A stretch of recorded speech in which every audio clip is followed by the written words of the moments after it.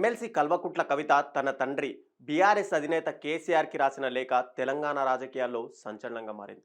ఆ లేఖ ఆవిడ రాశారా లేదా అన్న సస్పెన్స్కి తెరదించుతూ అది తాను రాసిన లేఖేనని కవిత ప్రకటించారు. 24 గంటల పాటు తెలంగాణ రాజకీయాల్లో సంచలనమన్న ఊహాగానాలకు తాత్కాలికంగా తెరదించుతూ కేసీఆర్ దేవుడు, కానీ ఆయన చుట్టూ దయ్యాలున్నాయని, పార్టీలోని కోవట్టులు లేఖ బయటకు లీక్ చేశారని కవిత చెప్పారు. నేను గతంలో చాలాసార్లు అలా లేఖ రాశాను. కేసీఆర్ నాయకత్వంలోనే పార్టీ ముందుకు వెళ్తుందంటూ కవిత కుండబద్దలు కొట్టారు. అసలు ఈ లేఖలో ఏముంది అనేది ఒక్కసారి మాట్లాడితే, తన లేఖలో సానుకూల ప్రతికూల అంశాలను రెండూ కూడా కవిత ఇక్కడ ప్రస్తావించారు. ముఖ్యంగా బీజేపీని కేసీఆర్ ఘాటుగా విమర్శించకపోవడాన్ని ఆవిడ ఆక్షేపించారు. రజతోత్సవ సభలో బీజేపీ గురించి తక్కువగా మాట్లాడడం అనేది భవిష్యత్తులో ఆ పార్టీ పొత్తు ఉంటుందేమో అనే ఊహాగానాలకు దారి తీస్తుంది అని చెప్పి కవిత ఆ లేఖలో మాట్లాడారు. అయితే డాడీ అంటూ ఇంగ్లీష్లో ప్రారంభించి సుదీర్ఘ లేఖ రాసినందుకు సారీ అంటూ కూడా ఆ లేఖలో ఆవిడ ముగించారు. మొత్తం చేతిరాతతోనే ఆ లేఖ అయితే ఉంది. అయితే ఈ లేఖలో ఉన్నటువంటి పాజిటివ్ అంశాల గురించి మనం ఒక్కసారి డిస్కస్ చేస్తే, ఆపరేషన్ కగార్, పహల్గాం మృతులకు సంతాపం తెలపడం, ఇక కాంగ్రెస్ విఫలమని కార్యకర్తలు చెప్పించిన విధానం కానీ, సభలో మొత్తంగా ఇక్కడ ఉత్సాహం అయితే వచ్చింది. ఇక ప్రసంగం అనేది అందరూ కూడా చాలా శ్రద్ధతో విన్నారు. రేవంత్ రెడ్డి పేరు తీయకుండా మాట్లాడడం అక్కడ హుందాగా కనిపించింది. తెలంగాణ తల్లి, తెలంగాణ గీతం అంశాలపై మాట్లాడతారని చెప్పి అందరూ కూడా ఆశించారు. తెలంగాణ అంటే బీఆర్ఎస్ అని చెప్తారని కూడా ప్రతి ఒక్కరు సభకొచ్చిన వాళ్ళందరూ కూడా అనుకున్నారు. మొత్తంగా ఆ ప్రసంగంలో ఇంకాస్త పంచులుంటే బాగుండేది అని చెప్పి కూడా కవిత అయితే ఆశించింది. అయినా సరే కార్యకర్తలు, నాయకులు సభలో సంతృప్తిగానే ఉన్నారని, పోలీసులు చేసిన ఏదైతే కేసీఆర్ హెచ్చరిక చేశారో అది కూడా బలంగా ప్రజల్లోకి వెళ్ళిందని చెప్పి కవిత లేఖలో అయితే ప్రస్తావించారు. ఇక నెగిటివ్ అంశాల గురించి మాట్లాడితే, చాలామంది కేసీఆర్తో ఫోటో దిగాలని, చేయి చేయి కలపాలని అంటుంటే సంతోషం వేసిందని తనకు, కానీ జెడ్పీటీసీ సభ్యులుగా, జెడ్పీ చైర్మన్లుగా, ఎమ్మెల్యేలుగా పనిచేసిన వారు మిమ్మల్ని కలిసే అవకాశం దొరకడం లేదని బాధపడుతున్నారు. కొందరికే అవకాశం వస్తుంది అని చెప్పి మాట్లాడుకుంటున్నారు. ఇకపైన మీరు అందరినీ కలవండి.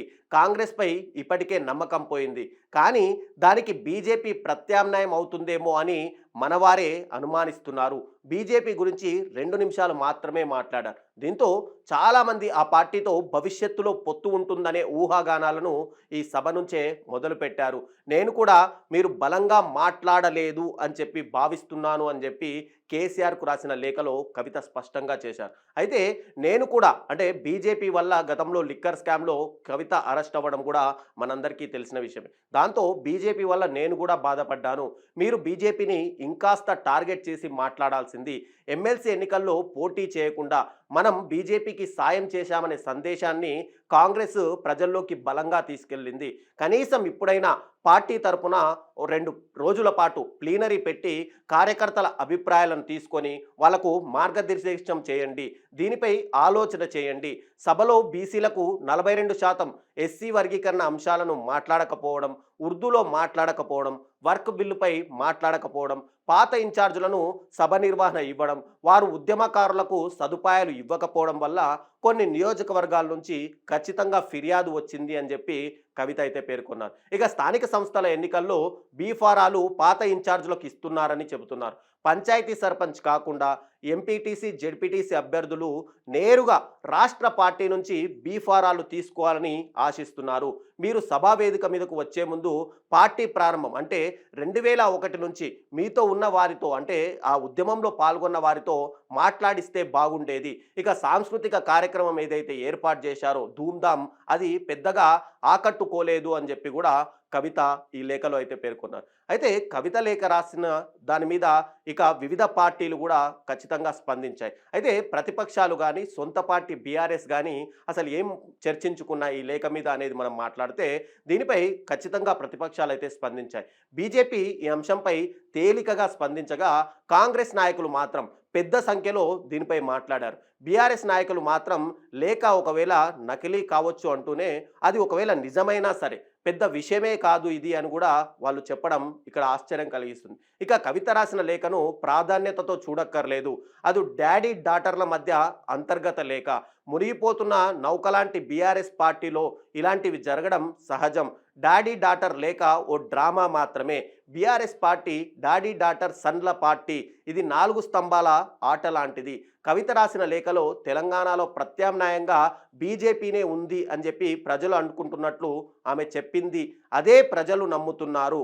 ఓడిపోయిన పార్టీ గురించి మేం పట్టించుకోము అని చెప్పి బీజేపీ నాయకులు ఒకవైపు వ్యాఖ్యానిస్తుంటే, కాంగ్రెస్ ఆరోపణలకు బలమిస్తూ కవిత లేఖ ఉంది. బీజేపీతో బీఆర్ఎస్ ఎందుకు స్నేహంగా ఉందని కవిత అడిగారు. అదే ప్రశ్న మేము అడిగితే రాజకీయం అన్నారు. పెద్ద ఎత్తున కేంద్రం రాష్ట్రానికి అన్యాయం చేస్తున్నా, దేశవ్యాప్తంగా బీజేపీ ప్రభుత్వం అప్పు చేస్తున్నా కేసీఆర్ ఎందుకు ప్రశ్నించడం లేదని కాంగ్రెస్ అడిగితే దాన్ని రాజకీయము అన్నారు. ప్రజాస్వామ్యానికి అవకాశం లేని పార్టీ బీఆర్ఎస్. సొంత పార్టీ అధ్యక్షుడు సామాన్య కార్యకర్తలను కలవడం లేదు. మేము ముందు నుంచి చెప్తున్నాం, బీజేపీ బీఆర్ఎస్ వేరు కాదు. ఢిల్లీలో దోస్తీ, గల్లీలో కుస్తీలాగా వ్యవహరిస్తున్నారు. అన్ని ఎన్నికల్లో వాళ్ళు సహకరించుకుంటున్నారు అని చెప్పి కాంగ్రెస్ నాయకులు విమర్శిస్తున్నారు. ఈ లేఖ వల్ల వచ్చే నష్టమేమీ లేదు. కొందరు మీడియా వాళ్ళు కావాలని దాన్ని హైలైట్ చేస్తున్నారు. ఆ లేఖలో కొత్త విషయాలేమీ లేవు. కార్యకర్తలు నార్మల్గా చర్చుకునే ఏవైతే విషయాలు ఉంటాయో అవే ఆ లేఖలో కవిత స్పష్టం చేశారు. ఇతర పార్టీలు ఏవైతే ఉంటాయో అవి వాటి సమస్యలు, ఆ పార్టీ సమస్యలు వాళ్ళు చూసుకుంటే మంచిది. ఒకవేళ లేఖ కవిత రాసినా అది పార్టీ యొక్క అంతర్గత అంశం. మోడీని కేసీఆర్ విమర్శించినట్టు ఈ రాష్ట్రంలో ఎవరు కూడా విమర్శించలేదు. ఫాసిస్ట్ ప్రధాని అని కేసీఆర్ అన్న మాటలు కూడా బీఆర్ఎస్ నాయకులు ఈసారి బయటపెట్టారు. ఏది ఏమైనా సరే కవిత రాసిన లేఖ తెలంగాణ బీఆర్ఎస్ అధినేతకు అది తెలంగాణ రాజకీయాల్లో మాత్రం సంచలనంగానే మారిపోయింది.